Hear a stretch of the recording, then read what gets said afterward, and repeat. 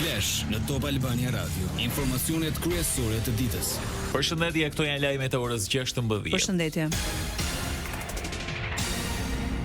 Fraksioni i dosjes 5D, gjykata e posaçme shpalli fajtorish zyrtarët e Bashkisë Tiranë të akuzuar për shkelje të barazisë në tender. Asnjëri prej tyre nuk shkon në burg. Për Debora Keçin, Teuta Gurin, Renaldo Gjerazin e Jetion Merën, dënimi varion nga 1 vit në 9 muaj heqje lirie. Nga 12 muaj Keçit, e cila drejtonte klubin sportiv Tirana, i shkon 8 me gjykim të shkurtuar, por i zëvendësohet me shërbim prove 16 muaj, si dhe ndalohet të mbajë funksione publike për 5 vjet.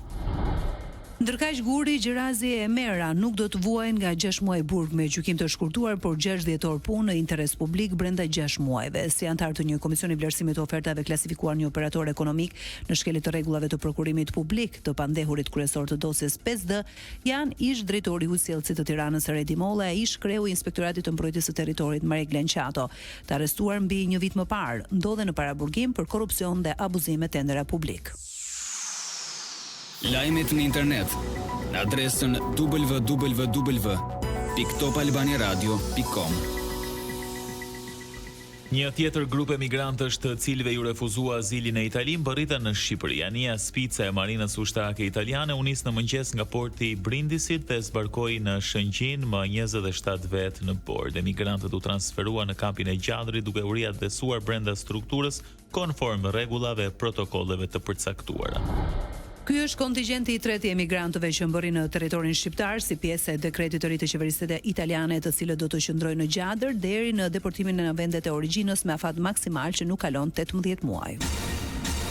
Teksa Shqipëria zyrtarisht ka 42% të popullsisë në rrezik të varfërisë, shpenzimet për ndihmën ekonomike në raport me PBB në këto vitet e fundit kanë ardhur në rënje. Të dhënat zyrtare nga Ministria e Financave tregojnë një tendencë të kurrjeje.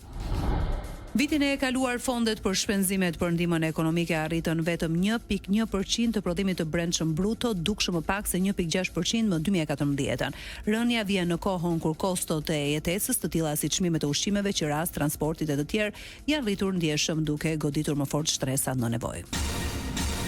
Rritet numri të rinjve me sifiliz, mjeku infeksionist profesor doktor Arjan Harxhi. Nga një studim që kemi bërë së fundmi në departament, janë mbi 100 raste të diagnostikuara vetëm në 2 vitet e fundit. Mbi 95% të tyre janë meshkuj. Mund të jetë lidhur me këto rrethe të mbyllura, si thua, të sjelljeve seksuale, kryesisht tek meshkuj që bëjnë seks me meshkuj, ato që ne i konsiderojmë sjellje seksuale të rrezikshme, marrëdhëniet kazuale, marrëdhënie me shumë partner. Mosha është 20-40 vjeç.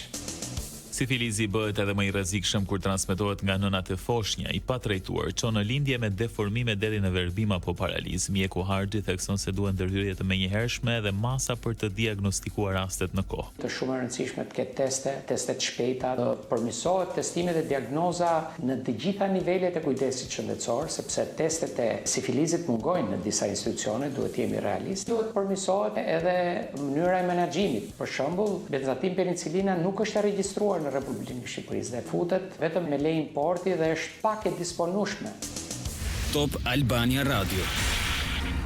Mandati i deputetit të Partisë Socialiste Vullnet Sinaj, gjykata kushtetuese rrezon kërkesën e 14 deputetëve të opozitës. Partia Demokratike kërkonte që kushtetuesja të detyronte kuvendin të dërgonte për shqyrtim çështjen e papajtueshmërisë apo jo të mandatit të Sinajt.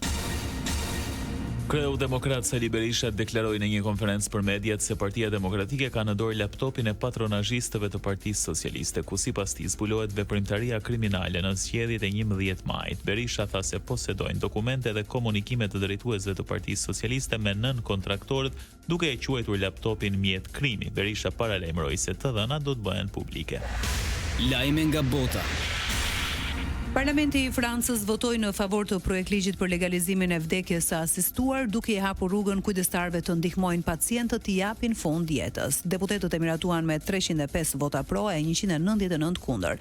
Gjithashtu mbështetjen unanimisht një ligj më pak të diskutueshëm që përcakton të drejtën për kujdes paliativ në institucionet e specializuara në fund të jetës. Kanadaja do ta ketë falas mbrojtjen raketore nëse i bashkohet Amerikës si shteti 51, edhe pse zyrtarët kanadezë ritheksojnë se vendi nuk është në shitje. Presidenti Trump nuk dorëzohet e doli me propozim të ri, siç u shpreh për t'i kursyer miliarda dollar. Kundër aneksimit foli dje edhe mbreti Charles III, i cili njihet si sovrani i Kanadas. Presidenti Trump sërish kritikoi ashpër për liderin e Kremlinit pasi 2 ditë më parë Rusia përmbylli një fushat bombardimesh me sulmin më të madh ajror të luftës në Ukrainë. Trump tha se deri tani e ka mbrojtur Rusin nga masa të dhimbshme të pazbuluara, por la të kuptohej se po humb durimin pasi Putin po vazhdon të shpërfillë thirrjet e tij për armë pushim. Presidenti Putin është i gatshëm të ndjek një zgjidhje paqësore me Ukrainën, por vetëm nëse plotësohen disa kushte të rrepta, raporton Reuters. Putin thuhet se këmbgul në garanci të qarta nga fuqitë kryesore perëndimore, duke kërkuar që të përjashtohet zyrtarisht mundësia e antarësimit në NATO për Ukrainën, Gjeorgjinë, Moldavinë dhe republikat e tjera ish sovjetike. Kancelari gjerman Friedrich Merz në konferencën për shtyp me Volodymyr Zelensky njoftoi se vendi i tij do të financojë raketat me rreze të gjatë veprimit të prodhuara në Ukrainë, por konkretisht do të dorëzojë raketën gjermane Taurus. Kur pyet për raketat Taurus, Merz tha se Gjermania dëshiron të mundsojë prodhimin e përbashkët të raketave me rreze të gjatë veprimi, por nuk do t'i zbulojë detajet publikisht. Parashikimi i motit. Vendi ndikohet nga kushte atmosferike të paqëndrueshme, moti vijon me shtim vranësirash mesatare deri të dendura që shoqërohen me reshje shiu me intensitet të ulët në pjesën më të madhe të territorit e lokalisht mesatar në formë shtrëngata, shafat shkurtra me shkarkesa elektrike e breshër.